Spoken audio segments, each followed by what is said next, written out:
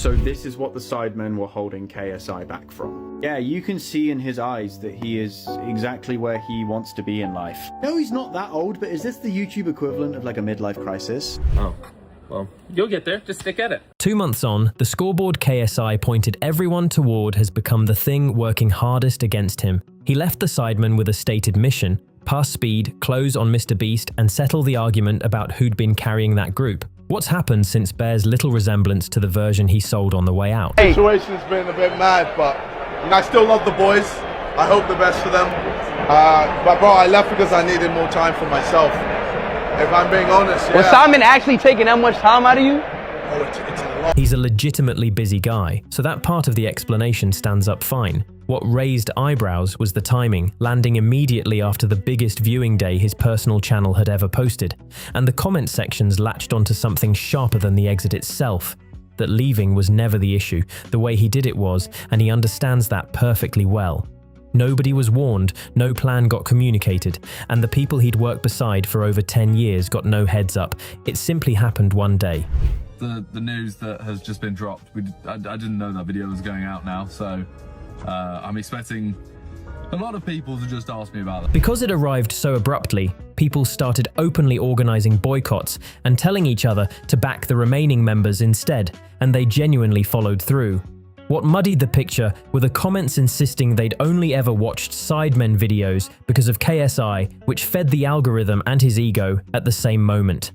He leaned into that heavily across interviews, casting himself as the group's center of gravity, while supporters framed the departure as something that should have happened years earlier. There's always like a Harry Styles, you know, in One Direction, or a Beyonce in Destiny's Child. You could argue I am that of the Sidemen. You are. But that's just because, you know, I've done more things. Of course. Like, you know, publicly, or just, you know, with the boxing, done stuff in America, etc. Like, do you see yourself as the leader of the Sidemen? No. No, you don't. I'd say we're all equal. If I was KSI, I would have fucking like bro, he was carrying that whole group, taking an equal percentage as all of them. Like, why the fuck's he gonna do that moving forward? Like, why is he gonna do it? In business, it's not how business works. So, sooner rather than later, like, he had to do this if he wants to elevate. It doesn't fucking make sense to be carrying 6 man. I do rate a couple of them. Well, to be honest, I rate one of them. So I'm not actually throwing shade on them like that. But, like, realistically, business-wise, KSI's carrying them. So, why the fuck's he going to invest his time like that? Just carrying people for no reason. His stated reasoning centered on competing at the very top of the platform, with the implied argument that everyone else either lacked that hunger or never believed the goal was achievable. Whether that's a fair characterization of 6 separate people is another question entirely, particularly from somebody who profited enormously off their collective output for over a decade. I look at Jimmy and I go, bro, I can do what he does and better and more. I can though. It's true though, bro. He's built a 500-person team of yes, killers. I know, but I can do that as well. No, but I'm talking about him himself. I love the optimism. He's a host, but I can also be more than just a host. Like, I can be a person that gets involved with YouTubes. I can show more personality. I can get 100 million without having to be a robot. I invite you to do it, and I will enjoy watching. Okay. But I think it's an incredible challenge, and I think what he's done is actually super impressive. And no, of course, no. I'm not trying to shit on him. But I think it's impossible to replicate. There's a contradiction sitting right at the center of all this, though.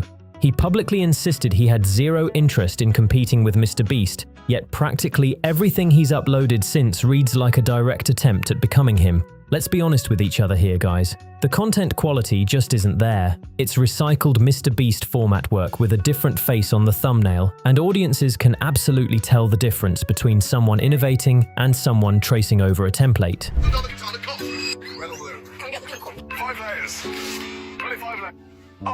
So this is what the Sidemen were holding KSI back from. Yeah, you can see in his eyes that he is exactly where he wants to be in life. No, he's not that old, but is this the YouTube equivalent of like a midlife crisis? Sidemen aren't really my thing, okay? I don't really care. I know people are super into them though. The main appeal of this group, as far as I'm aware, is that they're really relatable. They're like a relatable group of mates. They're all really successful content creators, but they're a relatable group of mates that have got great chemistry and they have a laugh together. What makes them click as a group, that's what's made them so successful. KSI has walked away from that incredibly relatable brand that could seemingly go on forever because he wants to be more like Mr. Beast. He literally said so himself. He said he wants to compete with Mr. Beast. Guy who gets 4 billion views a month but has no fan base. Guy who literally just works the algorithm to produce the highest numerical result possible and whose name is synonymous with slop. Human brand whose corporatizing impact on content creation as an industry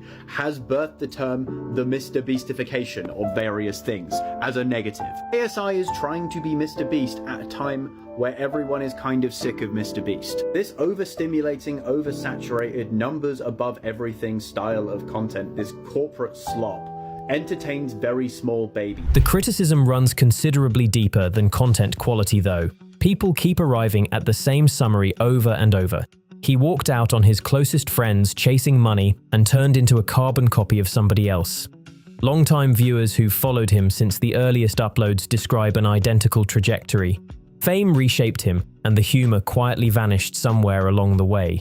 Some argue he was never particularly funny to begin with and simply connected with a young audience at the right moment in the platform's history. Then it got genuinely uncomfortable when somebody said all of this to his face on camera. Literally went from the most beloved UK YouTuber to just like a bootleg Jake Paul Mr. Beast copy. Except their views are going up and yours are just going down. And the only thing more depressing than that is your comment section under your videos. You really should go back to making FIFA content in your room by yourself instead of being a rapper, boxer, try-hard wannabe. I don't know what this is, but you went from race to Division 1 to race to Division None. Even Heskey would be disappointed in you. And that's not even mentioning the hairline. The top comment underneath pointed out she wasn't joking even slightly. She was plainly saying what everyone watching had already been thinking. Early on, plenty of people genuinely believed the exit was a smart strategic move because the initial numbers backed it up and the Sidemen looked like dead weight holding back somebody more ambitious. That red has aged badly, and it aged badly fast. Like these are some serious views. 7.6. Like he's genuinely by himself getting views to rival that channel. Like, and obviously as well, like he's got, did you see this? 10 mil, I swear that was on more. Oh no, it's this 83 mil on a $1 versus 50,000 katana. That's crazy. Like in my opinion, he's got his sight set on YouTube and he's just going like, I want to be that type of creator, like go global. And he said it on the pod, didn't he? Like, I want to go that big with personality as well. I think he could do it.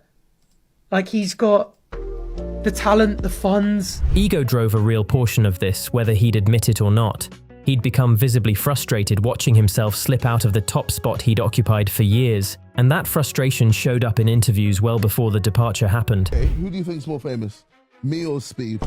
Speed, mate. You're mental, bro. I'm sorry, Speed. I'm sorry. Mental health formed part of his stated reasoning too, and that could genuinely be true, but ambition was clearly the engine, and it hasn't delivered anything close to what he promised. The last 3 uploads across all 3 channels tell the story without needing commentary. KSI averaged around 1.2 million views. The Sidemen averaged 4.37 million, nearly 4 times that figure, and that's without him appearing in a single one of them. Mr. Beast averaged 67 million, roughly 60 times whatever KSI is currently pulling. I'm trying to compete with Mr. Beast. Yeah. He gets about 4 billion every month in shorts and about 600 million long form. I mentioned the Sidemen boys, I'm gonna get more subscribers than Sidemen, and I'm also gonna get more views. I've got more views than Sidemen in a month, so now I just need to get more subscribers. And then it's like, all right, cool.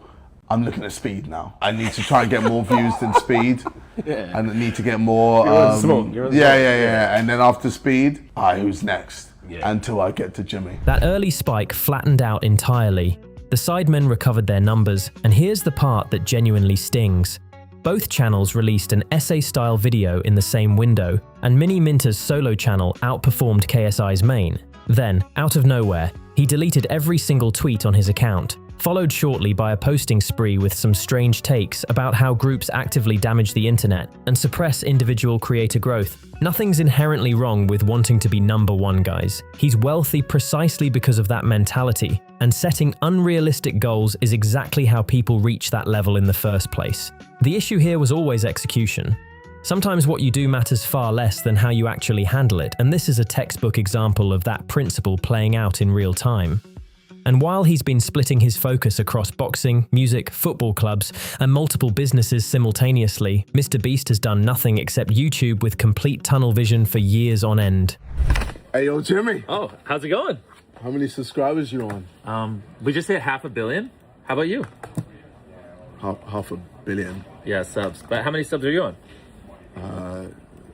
18.4 million. Oh, well, you'll get there. Just stick at it. How much is the bill? £83. Thank you. I'm gonna get there. Beating the final boss of this platform becomes nearly impossible when that person isn't even motivated by profit anymore. KSI will accept losses on individual projects, sure, but Mr. Beast runs at a genuine loss across enormous portions of his catalogue and gives away staggering amounts of money and product doing it. You can't outspend somebody who treats the spending itself as the entire point. I don't have to do brand deals anymore. I don't like having to promote other companies, but I also like making the best videos possible. Right. And my videos don't make money. Yeah. Even when I do a brand deal on a video, I still lose money. I lose like over $1 million a video, and I have to supplement it through like gaming or reacts or through other means. Yeah. And it's like, I don't make money. I'm constantly stressed about money nonstop. And it's like, people are always like, well, just don't spend $4 million on a video. And I'm like, why would I not do that? Yeah. And they're like, well, because it's stressful. And like, maybe if you spent 2.5, you'd be fine. I'm like, yeah, but then I don't get to do what I want to do. For final perspective on the size of this gap, since leaving, KSI's best performing upload hit 13 million views 7 months ago, the Chunks collaboration, which genuinely did perform well. Mr. Beast has a random animation side channel where a collab posted 6 months back reached that identical number in less time. That's a side project, not the main operation. On top of that, his second channel, gaming channel, and charity channel each carry more subscribers and stronger numbers than KSI's main. 3 secondary channels outperforming somebody's flagship is a difficult thing to spin positively.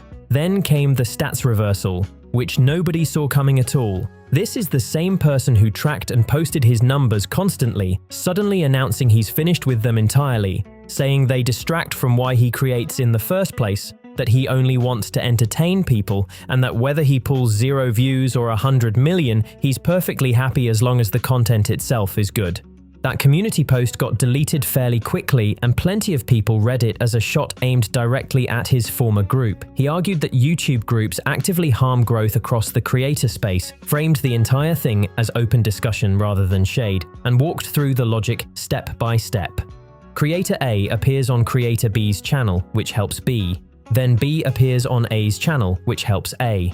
Both parties benefit, and the collaboration functions as a net positive for everybody involved. He also vented at length about the group's lack of evolution, different ambitions across the members, wanting to push things forward himself, and a voting system that kept blocking whatever direction he wanted to take things. I'm the guy that going, we need to make a change. We need to make a change. Let's do something. Let's switch it up. And then everyone's pointing at me, being like, shut the fuck up. Yeah, and of course, say no more, then I'm going to do my own thing, which you have done. Yeah. But I'm saying, so then how could you come in here and say... Like, even the fans are there like, bro, shut the fuck up. Yeah, so, and I'm like, oh, okay, fine. Yeah, because that's what they like, but that's your core fan base. Yeah. Well, like I said, so then now I hope you can understand as to why we've decided to do the structure. I get it. Because we're actually dropping heat. Quality over quantity. Yeah, I get it. I don't know, like, I've always pushed the guys, and I'm sure they're going to be sick of this, me saying this, but... I've always pushed them saying, like, we should be a global entity. 100%. We should be huge. Some of the guys just don't care for that, though. Yeah. Some of the guys are just comfortability, though, bro. Happy to be comfortable. But, okay, in terms of your group, is it like a democracy where it's 4 votes? 4 votes, yeah. Which is fair, Yeah, it's fair. But you're saying to me that it's 6v1. No. Okay, so some people Simon's on my end. Okay. Simon's on my side. Okay. And Vic, to a certain degree, is on my side. Okay, fair play. Yeah. So then you just have to convince the others, because guys, we want to see top quality videos. Well, that's it. But I mean, that's why with my own channel, I'm going ham. Yeah, no, I'm going ham and showing everyone, like, it can be done. And then, you know, eventually when I do get the results, then show them. Then I can then go to Josh and go, look, bro. Continuing on in that same post, he argued that when creators A, B, and C all appear on a group channel together, only the group itself actually benefits from any of it. The group rarely returns the favor by producing content for those individual channels, something he described as a logistical nightmare. So the group captures all of the upside, while the individuals walk away with some name recognition that never converts into people actually visiting their channels. His conclusion was that YouTube groups kill growth and turn the whole thing into a monopoly. Reading it back now, he still seems to be arguing himself into believing this was the right call, despite numbers that haven't supported him yet, all while doing an enormous volume of collaborations himself. Worth remembering that friends offering realistic advice aren't necessarily doubting you or holding you back. Sometimes they're just being honest about what's actually achievable, and that's a completely different thing from a lack of belief. I think Tommy probably wins on points. Tommy's jab is too good to cover. Yeah, but that's how I'm going to counter him. He's got a very good jab that's beautiful for counters. Because I think he schooled Jay. Yeah, he did. And I think if that's the end goal, then we should just leave it. I'd say I'll knock him out round 6. Round 6, round 7. And you know what, if you do, I would, listen, you already know. Another W. Listen, he beat Logan, I got the W, so. Watching what he's putting out currently, it genuinely looks like he's lost himself somewhere along this transition. Look at a $50,000 katana cut through. Apple. Sweet. Red or blue? Oh, what's it gonna be? Oh my gosh. 5 layers. 25 layers. This is still not holding me up. 50 layers. Still don't think this is gonna work. Oh my god. Was that an octopus? What was that?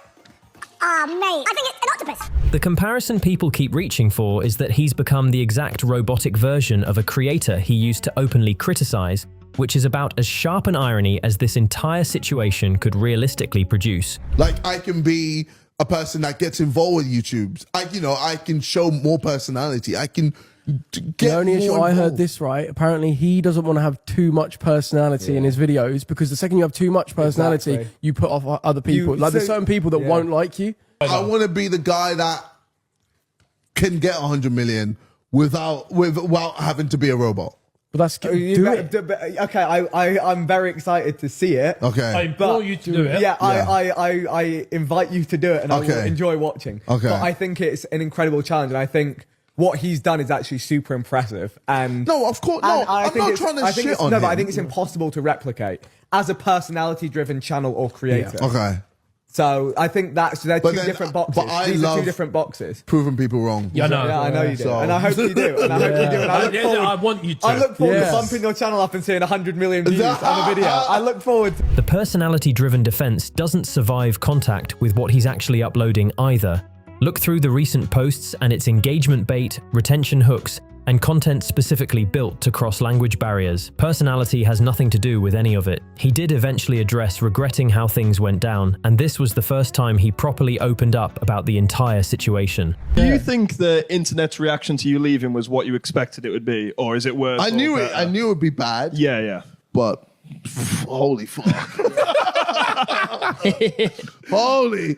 Bro, I was not ready for the heat. Yeah. It was insane. I was going nuts in my burner, bro. Yeah. No, bro, it was bad, bro. I was there, like, in all corners of the internet. Yeah. I was getting destroyed. I was there, like, man, this... There's probably thinking, like, shit, maybe I should go back. Are you not? It was a joke. No, I'm Please sorry, let me guys. back My in, bad. boys. Yeah. Hey, yo, let me in. A few things became clear from this whole episode, and it reached BBC headlines, which tells you the scale of it. Mainly that how you do something matters more than what you actually do. A farewell video was always available as an option. He could have left cleanly with everyone's blessing intact and probably kept most of that goodwill. He also described real mental health struggles, a lot happening at once, and needing time with family. But somewhere along the way, I started losing the balance of my own life. I found it hard to make enough time for myself. I definitely found it hard to find time for my family.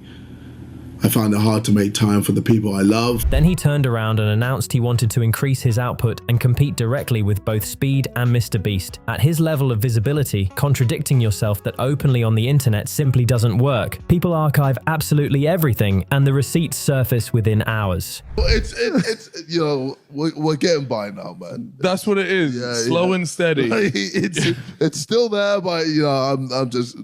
Because I couldn't imagine like all that shit kicks off and you're like, oh, okay, fine, I'll take my mind off it. Let me just doom scroll. I would. Oh wait. What it was, bro? My doom scroll was just me. Getting shit on repeatedly. I wonder if anyone's still like thinking like, nah, when's this forfeit shit gonna be done?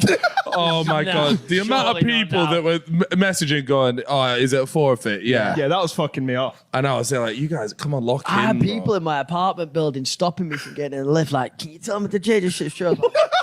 I was like, bro, I just picked I was up at the pub up north. Like, did he actually leave? I was like, yeah. Anywhere and everywhere in the street. You're not gonna work tomorrow. Yeah. Yeah, no, I am happy for the boys. Like, if anything, I feel like they're performing better without me. Bro, you know you left. They did America trip. They're killing it. They're killing it. Shout out to them. I'm like, shit, bro. Maybe I was holding them back. People keep drawing a line between JJ the person and KSI the brand. He's been the defining figure in UK YouTube for well over a decade, built that position while creating genuine opportunities for the people around him, and he's currently losing serious money on the content he's producing. Whatever makes him happy at the end of the day, the decision is made now. It's just how the entire thing unfolded that nobody seems able to move past. That's it for this one. If you got something out of it, drop a like. It helps this channel more than most people realize. And if you're new around here, this is Creator Pulse, so subscribe and let me know your thoughts down in the comments. Catch you in the next one.